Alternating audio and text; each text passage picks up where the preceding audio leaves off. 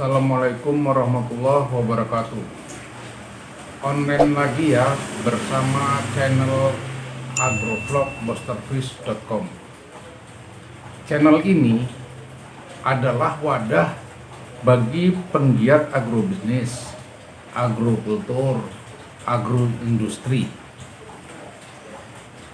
Channel di mana kita bisa berdiskusi bersama berbagai topik agro. Pertanyaan dan opini Anda silahkan ketik di kolom komentar yang sudah kami sediakan. Memilih profesi petani dan peternak berarti memilih awet muda dan bahagia. Salam sukses bersama. Wassalamualaikum warahmatullahi wabarakatuh. Ya, ini alat ukur milik bosterfish.com yang cukup sederhana, murah.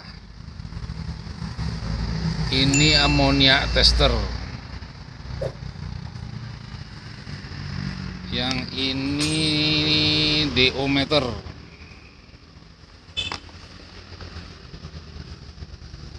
Ini pH tester. Ini TDS sekaligus termometer. Cukup membantu untuk menganalisa mutu air.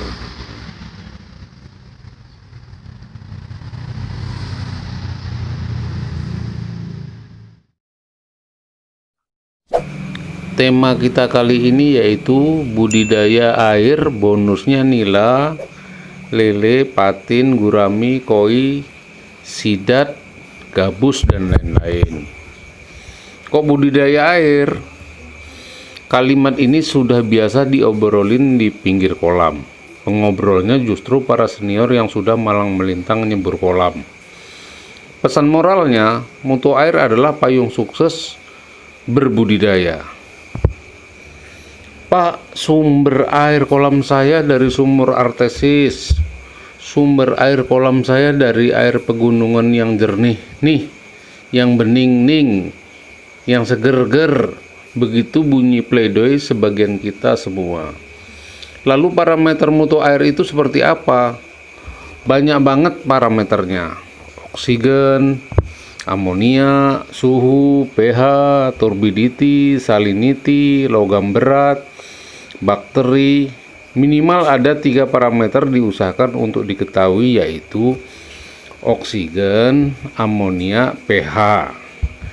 Jika Anda tidak memiliki alat ukurnya, terpaksa Anda harus menjalani observasi lapangan 2-3 kali periode panen. Nah, ini parameternya. Oksigen pada biota air diperlukan untuk pernapasan, fungsi pertumbuhan, pergantian sel-sel, reproduksi, menentukan konversi pakan, meningkatkan metabolisme larva. Nah, mulai sekarang kita jangan tanya lagi air apa yang mana yang bagus. Apa air jernih, natural water system, apa itu air merah, red water system, apa air hijau, green water system. Sebaiknya mulai bertanyalah, air kolamku oksigennya berapa ppm, salinitasnya berapa ppt, pH-nya berapa, amonia berapa ppm. Oksigen atau O2 mempengaruhi kualitas air. O2 rendah menyebabkan ikan stres. Hewan air memerlukan O2 terlarut dengan konsentrasi minimal 3 ppm. Kadar O2 terlarut kurang dari 3 ppm, biota air sulit hidup dan berada di zona kematian. Jumlah O2 dipengaruhi oleh turbidity, temperatur, salinity, gerakan permukaan air, tekanan atmosfer. Kadar O2 meninggi, proses fotosintesa makin meningkat. Saran sederhananya, buatlah air selalu mengalir. Air yang mengalir akan menghemat mesin-mesin elektrik seperti mesin ozon, aerator, rotary drum filter, nanobubble, dan lain-lain. Air yang bergerak lebih baik daripada air yang diam. Air yang bergerak menstabilkan suhu.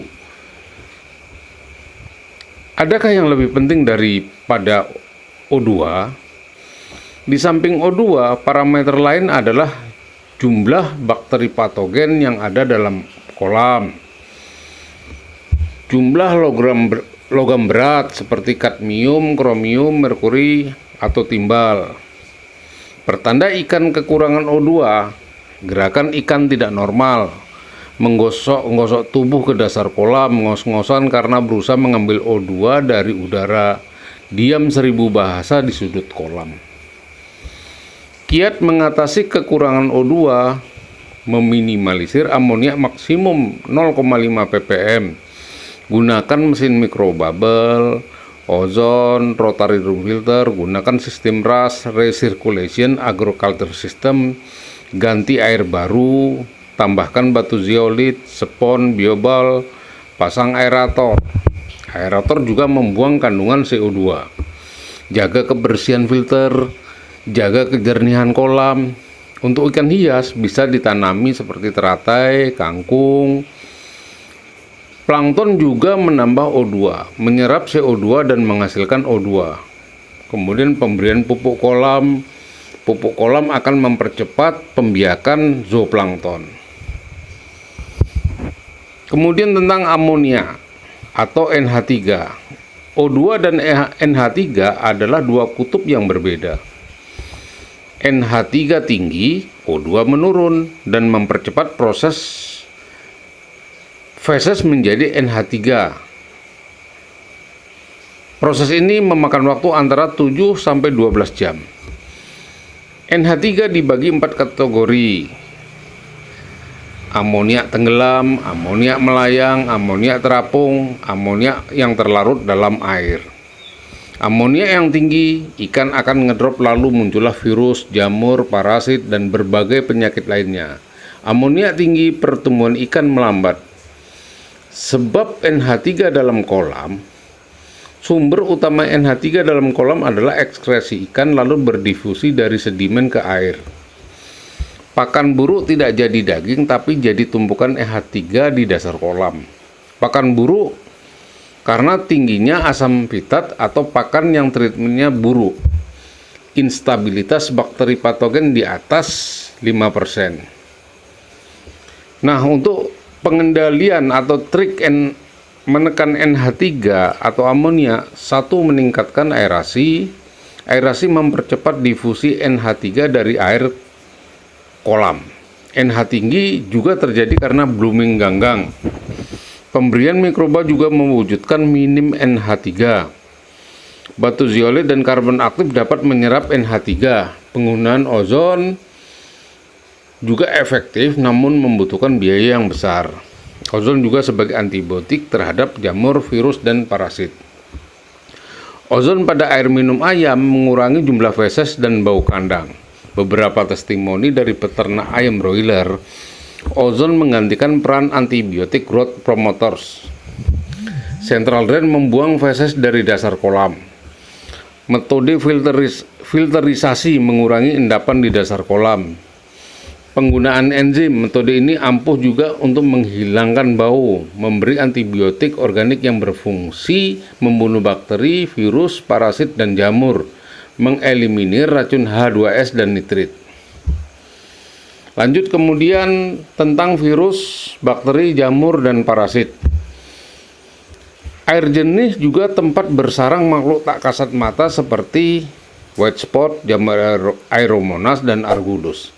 Ada ribuan parasit dan beberapa contoh parasit, misalnya argudus, epistilis, fusarium,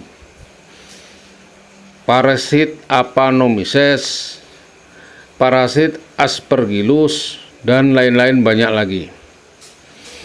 Kemudian tentang alat ukur. Pendapat pro dan kontra terjadi untuk apa fungsi alat ukur.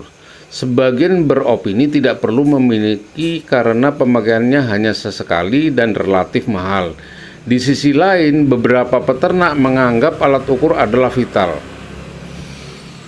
Contohnya alat ukur 1 pH air.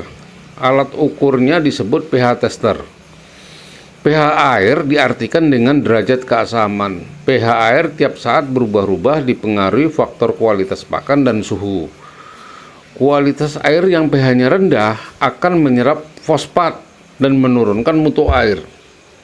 Nah, pH tester akan membantu dan menganalisa derajat keasaman air. Kadar garam. Alat ukurnya salinimeter. Salinitas yaitu total kandungan garam terlarut dalam air. Satuan ukuran salinitas dinyatakan part per thousand. Oksigen atau DO. Alat ukurnya disebut DO meter. Satuan ukur dinyatakan dengan part per million atau ppm. Turbidity atau kekeruhan air.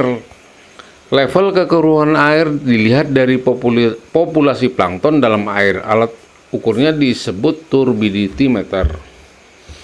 Suhu, alat ukurnya termometer.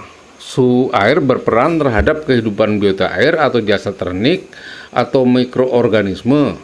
Suhu yang fluktuatif dan perbedaan suhu malam dan siang yang berbeda mempengaruhi kehidupan biota air. Terima kasih.